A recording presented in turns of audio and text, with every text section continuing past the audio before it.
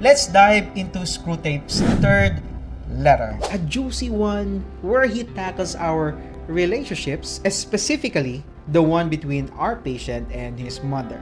Remember, Wormwood is struggling to keep the patient on the dark side, and the Screwtape is here to offer some deliciously manipulative advice.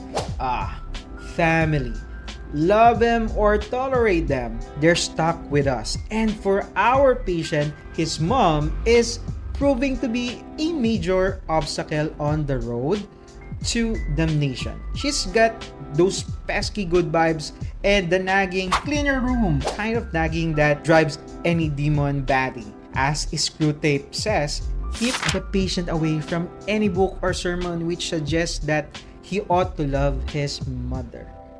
Now, Screwtape's advice here might sound harsh, but he's playing the long game. He knows that genuine love and empathy can crack even the sturdiest demon-built walls. So he tells Wormwood to exploit any existing tension between the patient and his mom, turning those minor annoyances into full-blown resentments. But here's the thing, folks.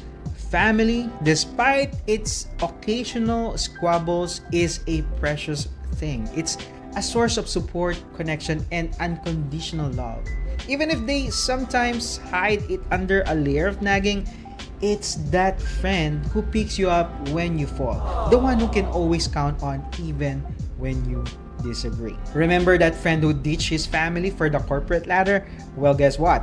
Climbing that ladder alone felt pretty cold and empty. It wasn't until he reconnected with his family, patched up old wounds, and learned to appreciate the love they offered that he finally found true happiness. So the next time your mom nags you about dirty socks or your grandma asks about your dating life, take a deep breath. Don't let Screwtape's whisper turns those minor annoyances into a reason to push away the people who love you the most. Now, think about this. Your family will never leave you. That's it. Let's move on to our fourth letter. So imagine this. Our patient, bless his innocent soul, has stumbled upon the secret weapon of the Almighty prayer. Wormwood is losing his mind because this ain't some beginner level temptation. This is a direct line to the big guy upstairs and a spiritual bazooka aimed straight at their demonic spirit. As Screwtape says, don't waste time trying to make him think prayer isn't effective. Make him think it's ineffective for him. That's he's too flawed, too busy, too unworthy, as Screwtape says. Yeah, kung isipin mo, di ba, kapag nagpe-pray ka, napapaisip ka, parang hindi effective yung prayer ko. Okay? Kaya naman, baka isipin mo, ang hirap naman mag-pray. Lalo na kapag nakadinig ka ng napakalalim na prayer. O kaya, sabihin mo, napakamakasalanan mo naman para mag-pray.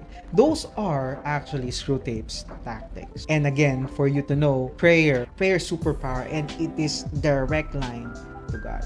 And really, Satan is going crazy whenever you pray because he knows that something will happen when you pray.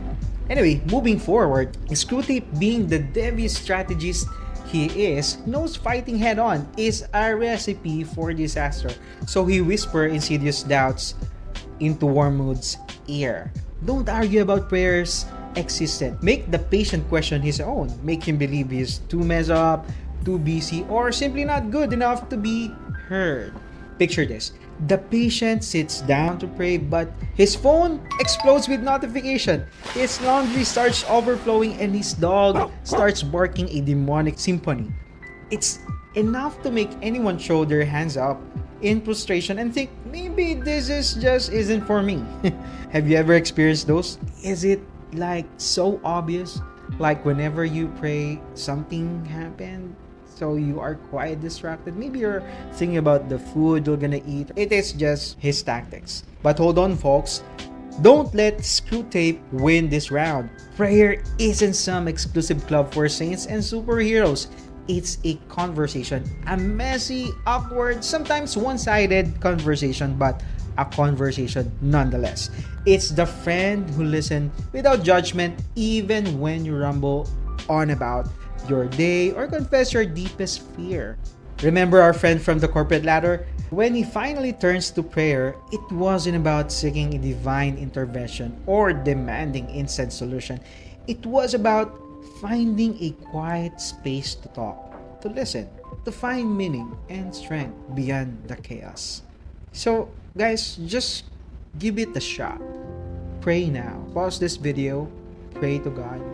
Ask Him. If you're anxious, if you have something that someone cannot really take, God can take it. Believe Him.